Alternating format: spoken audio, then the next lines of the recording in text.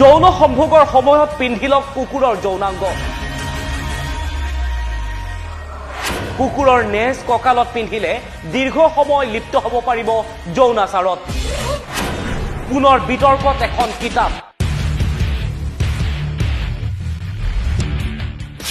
যৌন সম্ভোগৰ উপায় দিয়াত ব্যস্ত মোল্লা।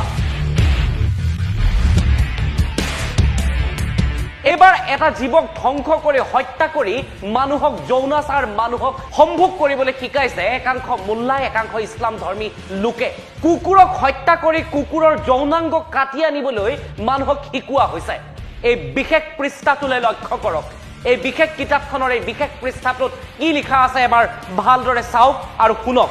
এই বিশেষ পৃষ্ঠাটোত লিখা আছে, কুকুৰৰ লিংগ কাটি ল'ব, সংগমৰ আগত তাক উৰুত বান্ধিব। ইয়াৰ ফলত ৰাতি শক্তি বৃদ্ধি হ'ব। কুকুৰৰ লিংগটো উৰুত থকালৈ লিংগ নিস্তেজ নহ'ব, কামাগ্নি জ্বলি থাকিব। এইবাৰ এই শাৰী কেইটালৈ চাওক। কুকুৰৰ সংগম কালত যেতিয়া মজবুতভাৱে গাঁঠি লাগি যায় তেতিয়া অতি সাৱধান মতা কুকুৰৰ নেজডাল কাটি আনিব।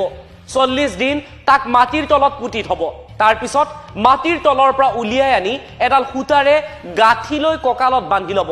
যিমান সময়লৈ ই কঁকালত থাকিব তেতিয়ালৈ বীৰ্যপাত নহয়।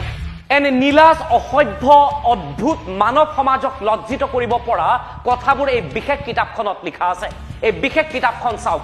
এই কিতাপখনৰ নাম হৈছে বেহেস্তি জেওৰ। এই কিতাপখনৰ ৰচক আৰু এই কিতাপখনৰ প্ৰকাশক, ব্যৱস্থাপনাৰ লগত জড়িত ব্যক্তিসকলৰ নামবোৰ এইবাৰ ভালদৰে চাওক। কিন্তু এই কিতাপখনৰ ব্যৱস্থাপনাত কোন আছে এবাৰ ভালদৰে চাওক।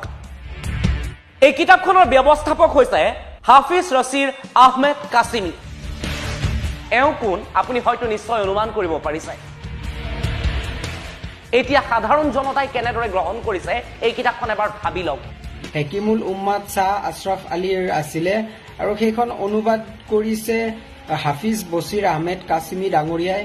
কিন্তু হাফিজ বছিৰ আহমেদ কাছিমি ডাঙৰীয়াক মই এটা কথাই ক'ব বিচাৰিছো যে তেখেতে যিখিনি তাত অনুবাদ কৰিছে সেইখিনি সঁচাকৈ মানে আমাৰ কোৰাণ শ্বৰীফৰ আধাৰত আছে নেকি, আৰু যদি নাই তেওঁক অনতিপলমে তেওঁক আইনী ব্যৱস্থা লোৱাৰ কাৰণে মই আমাৰ যিসমূহ দল সংগঠন আছে তেখেতসকলক বিনম্ৰভাৱে অনুৰোধ জনাইছো